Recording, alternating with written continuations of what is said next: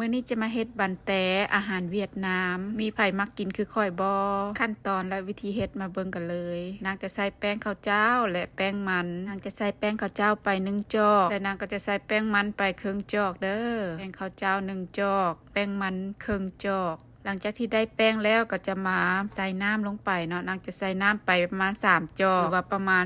750 ml นางจะค่อยๆใส่ไปแบบนี้เด้อจะบ่ใส่บาดเดียวบ่ทีใส่บาดเดียวนะจะค่อยๆคนไปแบบนี้เลยใส่เทละจอกเทละจอกแบบนี้แล้วก็คนแป้งให้ละลายไปกับน้ำเลยเนาะจะค่อยๆเติมน้ำไปแบบนี้เทละจอกเทละจอกเด้อพี่น้องหลังจากที่คนแป้งกับน้ำเข้ากันดีแล้วก็จะมาปรุงด้วยขนอ1บวงศาแล้วก็คนขนอกับแป้งให้เข้ากันดีแบบนี้เลยก็จะมาใส่น้ำมันลงไปหน่อยนึงประมาณบวงหนึ่งเด้อพี่น้องใส่หลายเนาะผู้ใดมักหลายก็ใส่หลายได้เลยแต่ว่าข่อยบ่มักใส่หลายข่อยก็บ่ใส่หลายก็คนน้ำมันให้เข้ากับแป้งแล้วปะไว้ประมาณ5นาทีเด้อพี่น้องแล้วจากนั้นเอาหม้อมาตั้งไฟเปิดไฟแห้งทำอิฐเลยจากที่หม้อร้อนแล้วมีอายขึ้นแล้วให้พรไฟลงมาใส่ไฟกลางค่อนอ่อนหลังจากนั้นก็คนจนแป้งเป็นก้อนเลยตอนนี้น้ำกำลังร้อนนะพ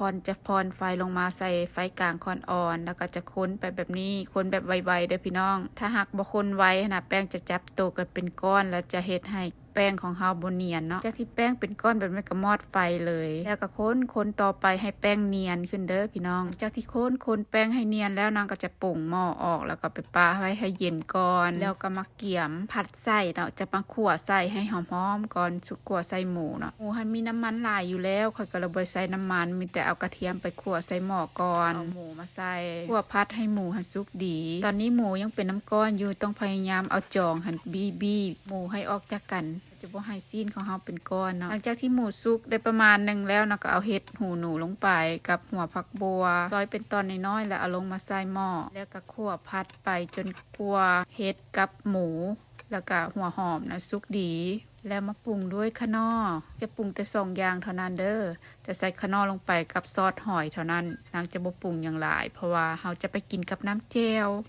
ก็จะเค็มขึ้นมาหน่อยนึงเนาะนางจะบ่ปรุงอย่างหลายคนจนทุกอย่างเข้ากันดี